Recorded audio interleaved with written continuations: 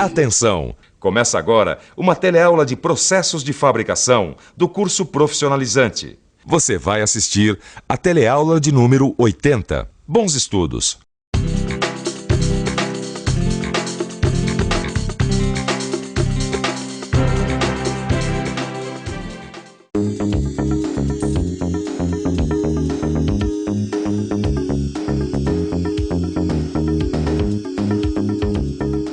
Empresa, para que a organização atinja os seus objetivos, cada funcionário ou colaborador deve ter consciência de que uma parcela do sucesso dessa empresa depende do grau e da qualidade do seu envolvimento no processo produtivo. Só que muitas vezes o trabalhador está tão envolvido nesse processo que não consegue ter uma visão do conjunto das alterações que vão ocorrendo nos sistemas de produção. Na teleaula de hoje você vai ver o que esperar dos novos métodos de fabricação. Vai ver o impacto social causado pela evolução tecnológica e vai saber o que o mercado espera do trabalhador do futuro. Quando um piloto de Fórmula 1 ganha uma corrida, você está vendo o resultado do trabalho de uma equipe que trabalhou em conjunto.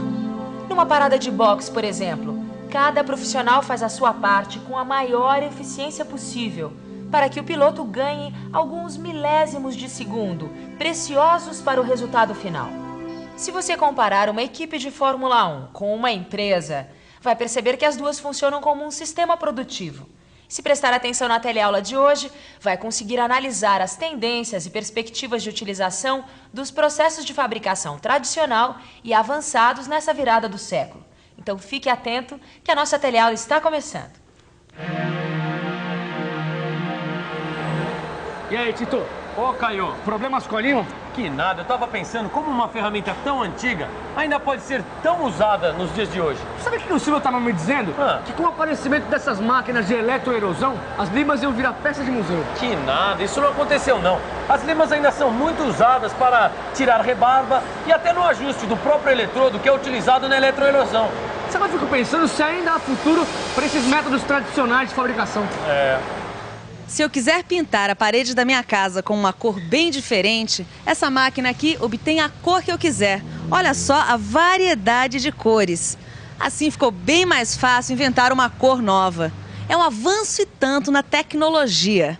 Mas nem todos os pintores preferem este método moderno de misturar tintas. Alguns ainda preferem usar o método tradicional. Este é um exemplo de como nem sempre a tecnologia substitui os métodos tradicionais.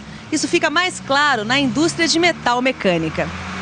Alguns instrumentos, como as limas, por exemplo, têm pouco a evoluir e não podem competir em precisão com as máquinas mais modernas. Mesmo assim, são instrumentos que continuarão a ser utilizados juntos com os métodos avançados de produção. Quando nós falamos em métodos avançados de produção, podemos citar, por exemplo, o torno CNC. E os princípios básicos de uma máquina moderna como ele são parecidos com os princípios do torno tradicional. Oi, se você tivesse que trabalhar num torno CNC, você conseguiria? Acho que não. Por quê? Eu já vi como funciona, mas não consigo trabalhar nele. Se você tiver que trabalhar num torno convencional, como é que você vai fazer? É fácil, porque para operar uma máquina como essa aqui, eu tive que aprender todas as operações que podem ser realizadas num torno convencional. Certo, obrigada.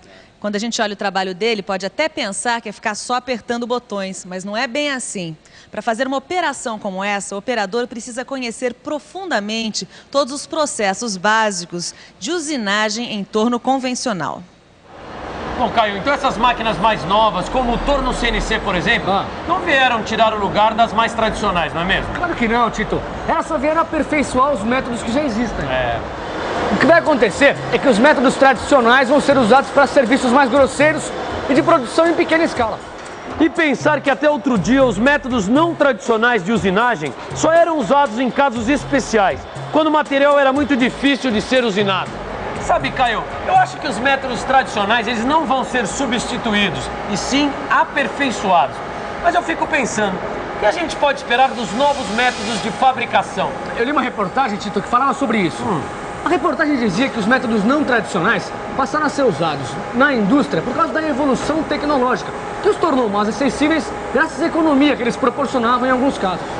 A reportagem dizia também que no futuro certas máquinas de comando numérico deverão estar reservadas preferencialmente para os trabalhos unitários. Elas vão ficar encarregadas da fabricação de protótipos, modelos e matrizes. A grande vantagem das máquinas de comando numérico é que elas podem usinar peças de diferentes perfis com uma simples troca de programa.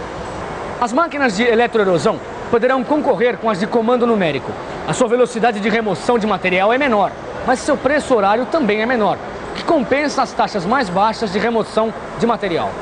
Além disso, com a eletroerosão, a peça fica com uma forma bem definida. Isso representa economia de tempo de ajuste numa operação de montagem.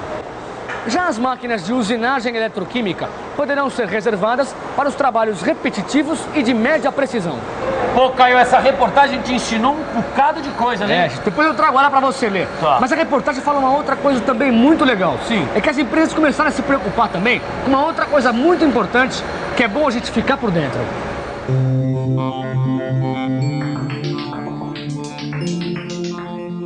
Uma tendência mundial da indústria é a preferência por métodos não geradores de resíduos, para tentar minimizar o impacto poluente sobre o meio ambiente. Podemos afirmar que o futuro dos métodos de fabricação está associado ao desenvolvimento de novos materiais capazes de suportar esforços extremos e condições adversas de trabalho, como temperaturas muito altas ou muito baixas, pressões anormais e velocidades elevadas. Ao que tudo indica, a indústria mecânica do século XXI vai ser quase totalmente comandada por sistemas eletrônicos e computadorizados. Isso nos leva para um outro problema, o impacto social da evolução tecnológica. Cada vez mais, os cérebros ganham importância em relação aos braços. Os novos métodos de produção permitem produzir mais, a preços mais baixos e utilizando menos mão de obra. As inovações tecnológicas e as mudanças administrativas incorporadas ao setor produtivo usam menos trabalho humano braçal e, consequentemente, geram menos empregos. Qual era a sua profissão antes de você se tornar um vendedor? Era operário. Eu era ajudante e ferramenteiro. Torneio mecânico. Eu era ajustador. Trabalhava com fresadora. Eu era metalúrgico, soldador. Eu era eletricista numa metalúrgica. O grande desafio do século XXI é o de conciliar o aumento da capacidade de produção com a capacidade de geração de trabalho. O mercado produtor é sustentado pelo mercado consumidor, que encolhe por causa da diminuição da oferta de trabalho e compromete o equilíbrio do sistema social. Caio, eu tô começando a ficar preocupado com esse papo aí, né? Até o final da teleaula eu acho que eu já perdi o meu emprego. Para que isso não aconteça, Tito, a gente tem que se manter atualizado.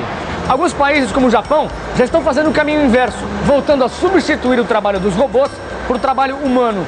Assim, a robotização ficaria restrita aos trabalhos que pusessem em risco a saúde do trabalhador.